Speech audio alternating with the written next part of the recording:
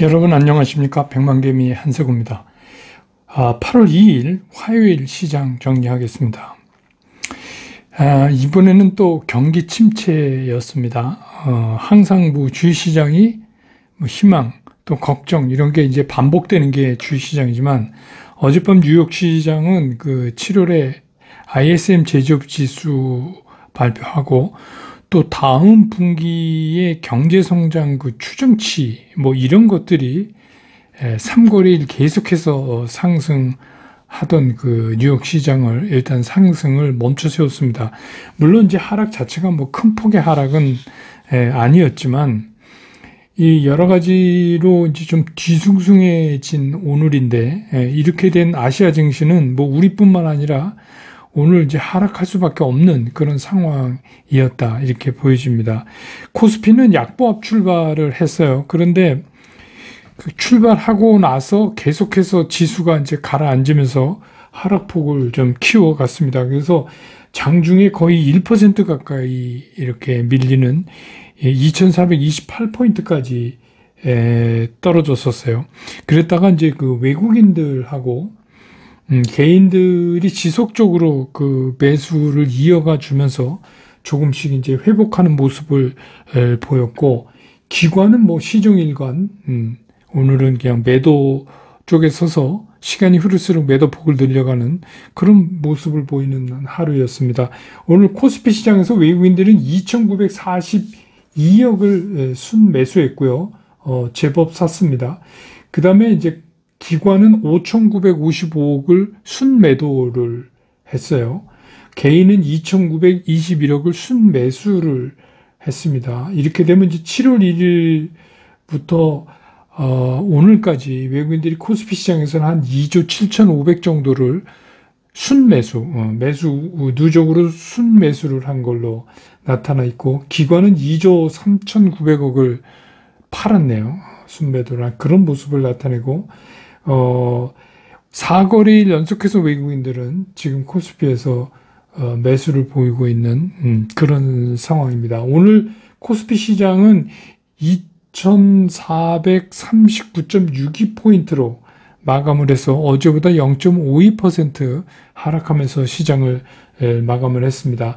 코스닥 시장도 마찬가지입니다. 코스닥도 보합권 출발을 했는데 이게 외국인들이 초장에 아예 그냥 매도폭을 늘려버리는 바람에 하락폭이 좀 깊게 1% 넘게 이렇게 떨어져서 그 코스닥 지수 800을 깨트렸어요. 799를 살짝 찍었었는데 그렇게까지 갔었지만 이제 그 외국인들이 더 이상 그 매도폭을 늘리지 않는 그런 상황에서 개인들의 이제 매수가 조금씩 늘어나면서 그러면서 지수를 조금씩 회복하면서 오늘 시장을 끝냈습니다.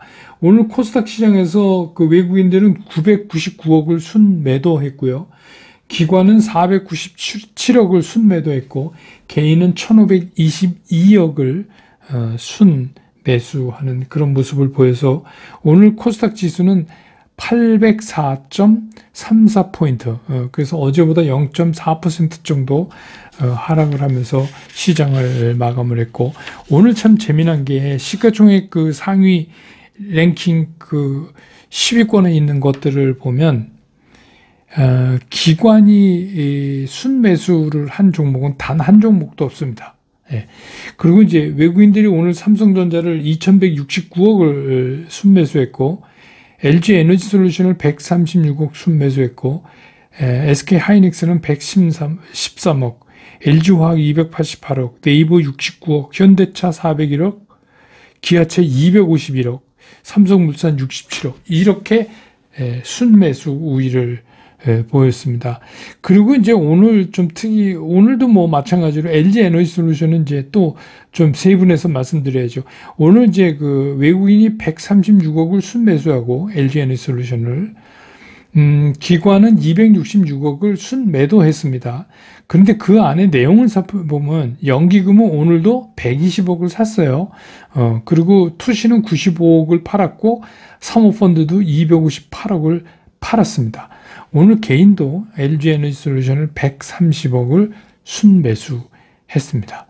그래서 오늘은 뭐 LG 에너지 솔루션은 토탈로는 기관이 판고로 돼 있으니까 연기금이 120억 샀지만, 그래서 오늘 이제 전체로 보면 시가총액 상위권에서 기관이 매수 우위를 보인 종목은 단 한 종목도 없었다. 이렇게 볼 수 있습니다. 그 다음에 이제 오늘 제가 아침에 일찍 뉴스 보내드렸지만 삼성전자가 무인 공장 만든다는 얘기 때문에 로봇, 특히 이제 AI 로봇, 그 다음에 스마트 팩토리, 공작 기계, 이런 거에 이제 관련된 것들이 오늘 앞으로 이제 치고 나가는 그런 모습을 보였습니다. 이 삼성전자가 2030년까지 무인 공장을 도입하겠다 하는 이제 보도가 새벽에 일찍 됐죠. 그래서 삼성전자의 주요한 글로벌 생산기지의 공정 100%를 자동화를 목표로 하고 있다. 이렇게 발표했습니다. 그래서 우리가 뭐 이제 그동안에 현대차 그룹이라든지 삼성그룹이 로봇 이런 거에 이제 굉장히 많이 심혈을 기울인다 뭐 이런 얘기는 들었지만 오늘 이제 공식적으로 이렇게 발표를 한 거예요. 그래서 뭐 산업용 로봇 시장이 2026년에는 288억 달러 정도의 시장이 될 거다 했는데 지금 같은 상황으로 보면 더 될 것 같다는 생각도 들고요. 특히 이제 지능형 AI 로봇 이쪽의 수요가 급팽창할 것 같다 하는 생각이 들고, 그게 이제 그걸 탑재돼서 그걸 기계화하는 게 이제 공작 기계니까 이것까지 한목에 오늘 움직이는 그런 모습을 보였습니다. 그 다음에 이제 또 하나는 이제 히토류죠. 이 낸시 펠로시 하원 의장이 미국에 오늘 밤 대만을 방문하잖아요. 이것 때문에 이제 그런 겁니다. 그래서 중국은 아직도 강력히 반발하고 있는데 10시 반인가요? 대만 도착이.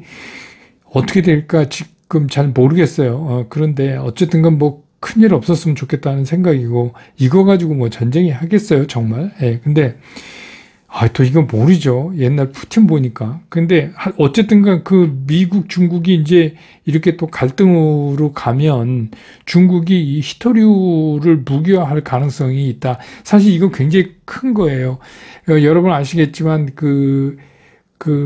우리나라 이제 2차 전지가 굉장히 도움을 받을 수 있는 게 어제 미국에서 발표됐잖아요. 바이든 대통령이. 그래서 지금 미국에다 공장을 짓고 있는 우리나라 2차 전지 업체들은 굉장히 유리해요. 그리고 이제 소재 쪽도 에코프로비에민이 뭐니 많이 가서 이제 미국에 공장을 짓잖아요. 그래서 이제 그거는 중국 거를 차단하고 우리께 이제 반사의 이익을 볼 수가 있어요. 미국의 모든 전기차에는 그런 조건을 맞춘 것들이 탑재돼야 되니까 중국 건 안 될 것 같은데, 문제는 뭐냐면 미국과 FTA를 맺어진 나라에서 채굴된 원재료, 그러니까 니켈 등등 하는 거요. 그런 것들이 사실은 이제 중국을 빼고는 아직은 좀 그렇거든요. 근데 지금은 이제 40% 정도 되니까 넘어가는데, 이게 이제 2028년까지 100%인가요? 이렇게 돼야 돼요. 그러니까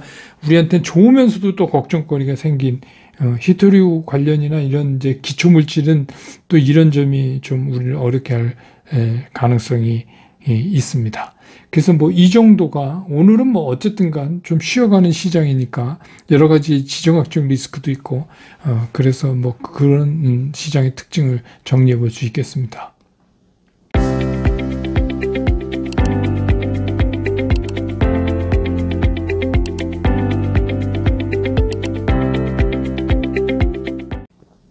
오늘 시장을 보면은 이게 두 가지 이유입니다. 조금 전에 말씀드렸던 낸시 펠로시 미국의 하원 의장이 대만 방문을 하니까 이 대만 해협이 지금 초긴장 상태에 들어간 거잖아요.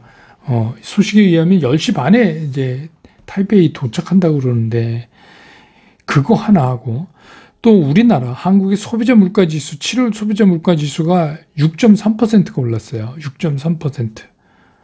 그러면서 전체 아시아권 시장을 끌어내렸다. 이거 제 얘기가 아니고요.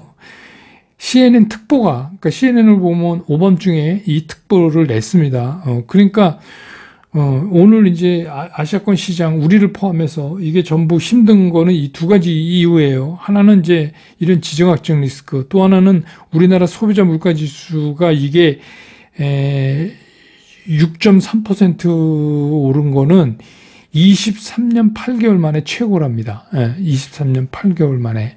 그러니까 이 2000년 들어와서는 이런 일이 없었던 거예요. 그동안 뭐 어려운 거 많았지만. 그러니까 이제 이게 뭐 IMF 때 끝나고 그 뒤에 한번 그러고서는 처음인 거니까 그냥 뭐 별거 아닌 건 아니죠. 그래서 오늘 뭐 지금까지 보면 뭐 대만도 뭐 한 1.56%, 오늘 우리는 오히려 덜 빠진 거예요. 대만은 1.56%, 홍콩도 2.16, 니케이는 1.42, 뭐 이렇게 이제 다 아시아권 시장이 굉장히 어렵게 됐습니다. 그래서 이제 어쨌거나 뭐 지정학적 리스크야 우리가 어떻게 할 수 없는 거고, 이제 당장 우리한테 된 게 이제 소비자 물가 지수, 이거는 어제도 제가 말씀드렸지만 이렇게 이제 한번 최고치를 찍어야죠. 근데 이제 기저효과 때문에 계속해서 이제 작년도 계속해서 물가가 올라오잖아요. 물론 이제 올해 들어와서 더 급피치를 올렸지만, 그렇기 때문에 앞으로는 이제 이 상승률은 점점 꺾여서 내려가지 않을까, 이렇게 이제 생각이 됩니다. 그래서 오늘 뭐 시장은 한마디로 그냥 이런저런 걸로 고프라진 김에 좀 쉬어간다, 넘어진 김에 쉬어간다, 뭐 이런 정도로 보는 게 좋지 않을까, 이런 생각이 들어요. 제 생각에. 그리고 또 이제 그 내일 오페크 플러스 회의에 대한 우리가 기대를 많이 하잖아요. 거기서 이제 증산 얘기도 나오고, 뭐 근데 뭐 그런 거를 기대하지 않더라도 이제 일단 어제 이제 유가가 굉장히 크게 빠졌잖아요. 급락을 했어요. 한 4, 5%막 이렇게 팍 떨어지, 중간에는 장중엔 더 떨어졌었는데, 근데 이제 이렇게 크게 떨어지는 거는 역시 이제 경기 위축 때문에 그 중국의 수요가 많이 줄어들 거다, 이런 거와, 또 EU가 그 러시아에서 그 원유 수출에 관한 그 제약을 다소 느슨하게 결정을 했어요. 그게 원래 뭐였냐면, 그 러시아 그 원유를 싣고 나오는 선박에 대해서 그 원유 가격이 얼마 정도가 넘어가면 보험을 안 들어준다, 뭐 이런 거였잖아요. 그랬는데 뭐 요새 이제 유럽이 더 죽게 생겼어요. 특히 독일을 포함해서. 그러니까 뭐 러시아 원유, 가스 이거 안 해갖고는 안 되니까 이거에 대한 게 조금 느슨해졌어요. 뭐 이제 뭐 제3국을 통해서 나가거나 뭐 다른 쪽을 향하는 뭐 목적지가 그 더스티네이션이 다른 쪽인 거는 뭘 예외로 하고 뭐 이러다 보니까 애초에 우리가 생각했던 강력한 그런 러시아 원유에 대한 견제가 아닌 것 같다는 느낌이 들거든요. 뭐 그런 것도 이제 원유 떨어지는데 한몫을 했다, 이렇게 볼 수 있고, 또 상당히 많은 양은 아니지만 드디어 이제 우크라이나 그 곡물이 일단 그 오데사 항인가요? 거기를 일단은 빠져나오기 시작을 했잖아요. 물론 이제 처음부터 뭐 엄청난 양의 곡물이 나올 수는 없지만 그렇게 이제 빠져나오기 시작하면서 점차적으로 그 우크라이나 그 곡물도 이제 좀 나오기 시작하면 그것도 이제 곡물 가격에 굉장히 안정이 좀 되지 않겠느냐. 그래서 이제 우리가 굉장히 걱정하는 많은 이 인플레이션을 촉발시키는 이런 주요 요인들이 일단은 꺾였다라는 이제 분위기를 우리가 좀 잡을 수 있어요. 그리고 이제 전쟁은 또 그렇지만 또 상황이 요새 또 녹록지 않아요. 왜냐하면 뭐 우크라이나야 뭐 러시아도 그렇고 당사자니까 어쩔 수 없지만 옆에 있는 그 유럽은 죽겠거든요. 저걸 오래 끌면 안 되는데, 그래서 이제 자꾸 오래 끄니까 그동안엔 우크라이나 지원해주면서 야 무조건 니네가 이겨 막 이랬는데 그 분위기도 살살 달라지고 있어요. 유럽이 야 이거 니네 자꾸 사람 죽고 이랬는데 끝까지 이렇게 싸워야 돼? 막 이런 얘기도 있고, 또 뭐냐면 우크라이나 내 상당한 땅, 그 농토, 이게 이제 그 몬산토니, 카기린이 이런 이제 세계적인 그 농업회사, 종자회사이기도 한 미국에 그게 이제 질렌스키가 팔았다, 또 이런 얘기가 또 슬슬 나오기 시작했어요. 그렇게 되면 이제 이 질렌스키가 얘기하는 그런 얘기가 좀 퇴색되죠. 그런 얘기까지 나오는 거 보니까 이제 전쟁도 조금 이제 느슨해지는 것 같은 그런 분위기.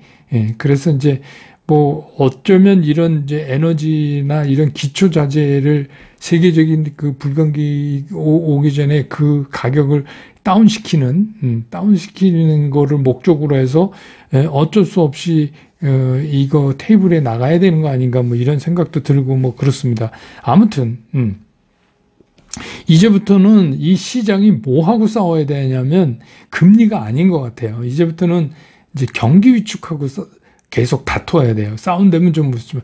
그러니까 잘 나가다가 또 경기 위축 어쩌고 하면, 근데 이거는 여러분 아시지만 인플레이션을 잡기 위해서 금리를 인상시키면 사이드 이펙트로 경기 위축은 오는 거 아니에요. 그게 어느 강도냐. 이제 그거의 문제인 거 아니에요. 그러니까 이제 오늘처럼 또 이랬다, 또 갔다가 이런 게 이제 계속해서 반복돼야 되는 거 아닌가. 그래서 이제 돌아보면 7월 초에 또 한 단계, 그 7월 중순에 한 단계, 또 7월 말에서 8월 초에 이어지면서 한 단계, 이렇게 해서 계단식으로 지금 주가가 우리나라 주식도 이렇게 상승을 하고 있어요. 그래서 한 차례 상승하고 옆으로 가고 또 한 차례 상승하고 옆으로 가고 또 상승하고 뭐 이런 거를 지금 이제 반복해서 시장이 해 가잖아요. 그러다가 이제 드디어 우리도 코스피도 기술적으로 60일 이동 평균하고 이제 만나는 거를 눈앞에 두고 있어요. 그러니까 오늘 보니까 60일 이동 평균이 2475포인트 근처인데 이제 일단 여기서 이제 무슨 사단을 한번 내야 되는데 이게 제일 좋은 건 뭐냐면 여기서 우리가 그 주가가 팍 튀면 바로 꺾일 가능성이 상당히 있어서 급하게 떨어지는 60일 이동 평균선이랑 같이 옆으로 밀리면서 이게 만나면서 급등하기보다는 이거를 이제 그냥 부드럽게 타고 넘어야 돼요. 그러니까 한 번에 못하면 뭐 몇 차례를 거듭하는 경우가 있더라도 그렇게 되는 게 상당히 그 시장이 향후에 오를 수 있는 안정감을 준다. 그런 면에서는 오늘도 이런 우리 시장이 생각보다 덜 빠졌어요. 다른 아시아권 시장에 비해서. 그리고 오히려 그 소비자 물가 지수 오른 건 우리나라였는데도 불구하고 그런 거를 낸 거로 봐서 상당히 이거는 고무적이다 이렇게 이제 보는 거예요. 아직까지는. 그러면 이제 이런 상황에서 그 투자자인 우리는 뭘 해야 되느냐 하면 포트폴리오 재구성. 제가 이제 지난주에도 한번 포트폴리오 다시 생각해 보세요 뭐 말씀드렸죠. 근데 이제 이거를 그럼 어떻게 구성하느냐. 우리가 포트폴리오 이러면 예를 들어서 뭐 삼성전자, SK 하이닉스 이렇게 짜면 포트폴리오 아니죠. 현대차, 기아차, 모비스 이거 아니죠. 그거는 이제 알고 계세요. 그건 알고 계신데 기본적으로 포트폴리오를 구성할 때 지금 같은 시장 상황에서 이걸 먼저 구분을 해야 돼요. 주력주, 소위 말하는 주력주, 그 다음에 비주력주. 이거를 구분을 먼저 해내셔야 돼요. 어떤 게 주력주고 어떤 게 비주력주인가. 그래서 이제 그걸 가지고 우리가 구성을 해야 돼요. 그럼 주력주에 해당하는 건 뭐예요? 이거는 천천히 담아가기. 그 다음에 비주력주라고 생각되는 건 뭐예요? 이건 계속 트레이딩. 이 두 개가 같이 존재하고요. 그러면서도 반드시 현금은 일정 비율 유지한다. 오늘 유지라는 단어가 아주 인터넷에서 많이 검색되는데 어쨌든 유지 아시죠? 현금을 일정하게 유지해야 돼요. 그러면 이제 이 주력주는 담아가야 돼. 그러면 주력주를 우리가 뭐로 보느냐? 그러니까 우리나라가 수출주도 국가이기 때문에 우리나라를 대표할 수 있는 업종이 주력주예요. 아주 쉽게 얘기하면 그거 뭐냐면 실적과 비전 앞으로도 이게 같이 갈 수 있는 그런 겁니다. 그런 거는 뭐 대표적인 게 반도체, 2차 전지, 뭐 자동차 이런 거잖아요. 그런데 이제 여러분들이 이거를 기본 구성해야 여러분들이 이제 마음에 맞게 하겠지만 그 기본 구성을 하는 데서 모두 다 가지고 갈 수는 없는 거예요. 그러니까 뭐 어떤 분은 나는 뭐 삼성전자도 좀 갖고 싶고 SK 하이닉스도 갖고 싶고 뭐 이제 이렇게 되면 그러면 이제 이게 막 백화점식으로 이게 많아지는 거죠. 그래서 그 어떤 거는 좀 포기해야 돼요. 전부 다 가질 수는 없어요. 그래서 포트폴리오 구성하는 거는 이런 거죠. 모두 다 갖겠다는 생각보다는 그 선도하는 업종의 대표주, 나는 이걸 대표주라고 본다. 그러면 그거를 하시는 거죠. 나는 이제 뭐 2차 전지에서는 2차 전지 제조업체 중에서는 난 SDI다 하면 SDI. 아니 나는 에너지 솔루션이다 그러면 에너지 솔루션. 그걸 다 가지고 갈 수는 없어요. 그러니까 그거를 이제 선택을 하셔서 그 주도주의 포트폴리오를 구성하고 이 비주도주 쪽에 있는 거는 뭐냐면 이건 이슈성이에요. 계약을 했다, 뭐 정책이 이렇게 변한다, 뭐 그런 것들 있잖아요. 그런 것들이에요. 이런 거는 지속성이 잘 없어요. 그러니까 어떻게 해요? 계속해서 트레이딩을 해야 되고 이것들끼리 돌아가면서 제가 말씀드린 주가 키 맞추기를 계속 할 거예요. 조금씩 그 지수가 뜨면은 계속해서 그러면 어떻게 해요? 그 이슈를 따라서 분할 매수, 분할 매도, 분할 매수, 분할 매도 계속 해야 돼요. 그렇기 때문에 이 트레이딩은 수익률을 짧게 잡는 거예요. 이런 때는 짧게, 예. 그냥 진짜 5%만 남으면 부분 익절하기 시작하고 그렇게 해야 돼요. 그러다 보면 또 떨어져요. 그러면 이제 떨어질 때도 부분적으로 사놓고, 왜냐하면 그 이슈가 아직 죽지 않았으니까. 예를 들어서 방산이다 이러면 그 이슈가 죽은 게 아니잖아요. 근데 방산이 그동안 많이 올랐잖아요. 그렇다고 방산이 매일 올라요? 그건 뭐, 그러니까 항상 그렇잖아요. 뭐가 땅 터지면 사람들이 생각하지 않아요. 무조건 사요. 그러니까 방산이랑 관계가 있건 뭐 요만큼 관계가 있건 막 사요. 그러다가 한번 조정을 받고 정신 차려서 얘는 관계가 없는데 괜히 올랐네. 얘가 진짜네. 그러면 이제 글로 가고. 그 다음에 또 한번 쿨다운 되고. 그 다음에 뭐요? 진짜 돈 벌 수 있는 거야? 폴란드에 20몇 조를 어떤 식으로 받는 거야? 뭐 이렇게 이제 시장은 항상 그래요. 그렇기 때문에 이제 제가 무슨 말씀을 드리냐면 시장은 미쳐야 돼. 돈을 번다 이거예요. 그러니까 혼자 정신 차리고 막 아니야 이러면 기회를 놓치는 거예요. 더군다나 이제 최근같이 이렇게 현 정부 이제 시작해서 얼마 안 됐으니까 계속 나와요. 뭐 이거 저거 뭐 원전, 방산 이게 계속 나오잖아요. 이게 쉽게 죽지 않고 계속 도를 거란 말입니다. 나중에는 어떻게 됐건. 그렇기 때문에 이게 이런 거예요. 주식 투자는 잘하면 미쳤다가 먼저 정신 차리기. 이게 중요한 거예요. 그래서 미쳐야 본다. 이런 이 시장에 있어요. 그게 뭐냐면 혼자 정신 차리고 아닌 척하고 뭐 끝에까지 다 그렇게 따질 필요 없어요. 근데 끝까지 미치면 잃어요. 정신 차릴 때 딱 내려야 돼요. 그러면 내가 조금 일찍 내려도 먹고 내린 거니까 좀 아쉬우면 되는 거죠. 근데 끝까지 미쳐 있으면 손해가 나요. 그러니까 이제 그게 주력주하고 그 비주력주의 차이점이에요. 그러니까 포트폴리오 할 땐 그 두 개를 잘 섞어야 돼요. 그래서 내가 주력주 얼마, 비주력주 얼마. 이건 트레이딩. 이거는 그냥 계속 키 맞추기 돌아가면 이 이슈 왔다, 저 이슈 왔다. 또 그 이슈가 꺼졌을 때 주가 좀 내려가면 그때 좀 부분으로 사놨다가 올라가면 또 부분으로 잘라내요. 이거를 왜냐하면 이게 재작년처럼 계속 쳐올리는 강한 장세가 아니기 때문에 더더욱 그렇다는 거죠. 그러니까 그렇게 하셔야지 될 것 같고, 대만 리스크야 뭐 오늘 밤 지나면 끝나겠죠. 글쎄요. 너무 제가 쉽게 생각하는 건지 모르지만 중국이 이거 갖고 뭐 전쟁을 하겠어요. 좀 엄포는 높겠지만 그건 이제 오늘 지나면 소멸되는 재료 아닌가 이런 생각도 들고 그렇습니다. 그래서 오늘은 이제 요런 때가 우리가 포트폴리오를 좀 재구성하는 시기고, 재구성 방법은 그렇게 하는 게 좋겠다 하는 말씀을 드리면서 오늘 시황 정리 끝내겠습니다. 내일 또 장 끝난 다음에 저는 다시 여러분 곁으로 돌아오겠습니다. 여러분 고맙습니다. 투자스쿨에서 여러분들한테 전달해 드릴 메시지는 최종적으로 간결하다, 쉽다, 치우침이 없다. 이거를 제가 여러분들한테 강조를 드리는 거예요.